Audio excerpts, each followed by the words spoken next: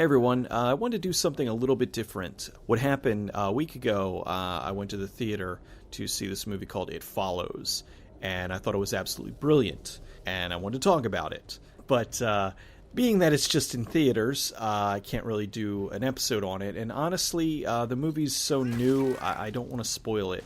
I wanted to talk about it, but not ruin it for anybody. So what I'm going to do, this little thing I'm currently calling Cecil Unscripted, because I'm basically just talking without a script, and I'm just going to be going into basics, just talking about this movie and what I really enjoyed. And if you guys like it, maybe I'll do it a little more often.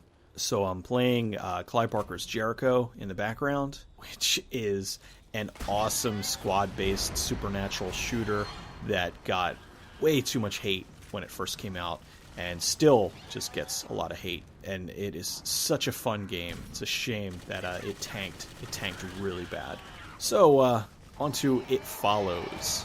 I'd heard about It Follows a while ago. Late last year, I believe it had played at South by Southwest, and I just started seeing this one picture of the lead actress tied up and hearing about how this was great American horror and it was really good, and it just piqued my interest. I did my best of avoiding too much information about the movie, because a lot of times when they go into, oh, this movie's so great, and here's all the information, just completely ruin the movie. So I was avoiding that as much as possible because I didn't want to spoil anything, and I'm totally glad I did. So last week was spring break, and me and my wife got a sitter and managed to get out. And the only thing that I wanted to see was It Follows. It was just amazing. Right out of the gate, this awesome synth score kicks in, and it's just a powerful, kick-ass opening that set the tone for the rest of the film.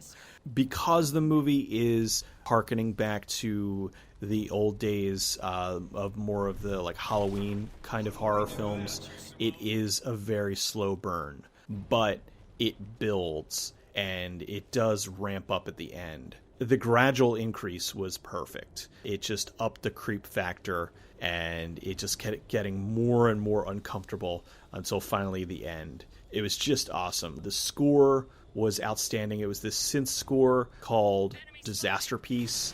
I did something I never do. I came home that night and immediately went online and ordered the soundtrack. It was that good. The director, David Robert Mitchell, chose to use these really wide angles in the film, and it helped to make the scope of the film so much larger. It just felt like you really were there and made it that much more immersive. It's one of the best looking horror films I've seen in quite some time. The acting in the movie is great. It's a bunch of relative newcomers. Another thing the movie did absolutely right was it didn't over-explain things. It gave you just enough information, and then you filled in the blanks. There were a few moments in the movie where you weren't entirely sure what happened. Then you had to kind of piece things together, and I respect that because it leaves some things open for interpretation. I think that one of the big things that's a problem with a lot of films today, not just with horror films, is that they over-explain things. They tell you every little single tiny detail, so you've seen it, and then you're like, oh, all right, I know everything about it, and then you just stop thinking about it. Whereas with movies like this, because they leave things open for interpretation, there'll be people talking about it for a very long time. One of the cool things about the movie is you can't really tell what time period it takes place in. It kind of has like an 80s look, but they're using like some more modern things in it. So I think that worked really well because it doesn't make the movie dateable.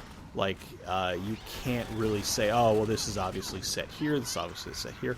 It's kind of in this weird, doesn't exist land.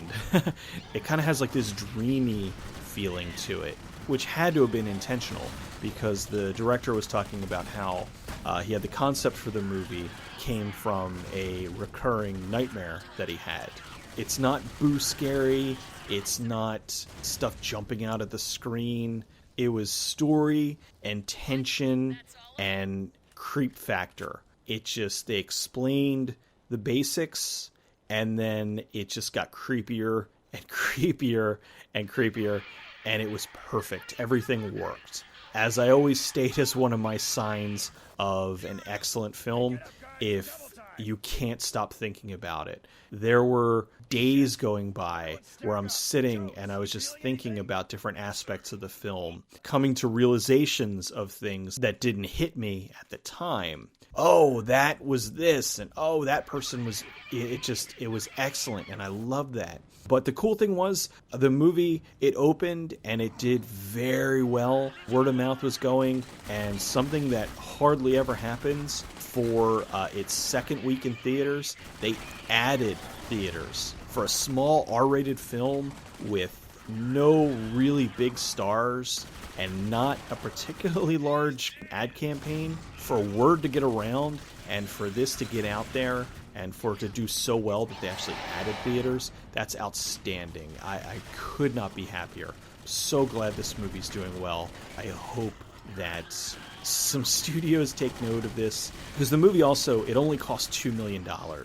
Sometimes it does work that you need a fairly large budget for an effects-driven horror film. But the majority of effects-driven horror films, they're entertaining, they're not scary. The best horror films are often the ones that have very small budgets, and they're more intense. They're more scary and creepy than just a whole bunch of shit flying at the screen. Anyway, I've rambled long enough. If you have the opportunity, go see It Follows. It's the best film I've seen this year. Granted, I haven't seen very many films this year, but honestly, this is a movie that I know I'm going to be watching for years to come. And while there are a lot of movies coming out, the new Mad Max looks great. We've got Star Wars later in the year, but honestly, I can't see any of them affecting me as much as this movie did. This is one of those movies that just stays with you. It might not even hit you at first, but after you watch it, you start thinking about it and start thinking about it more and just start dissecting it, and it starts to get under your skin. And I'm sure Mad Max and Star Wars, all that, I'm sure they're going to be great movies. They're going to be popcorn films. I'll probably watch them a bunch of times, but it's not going to have the effect on me personally as It Follows did. If this sounds interesting and you like horror films, absolutely go see this movie. Go see it immediately. It Follows.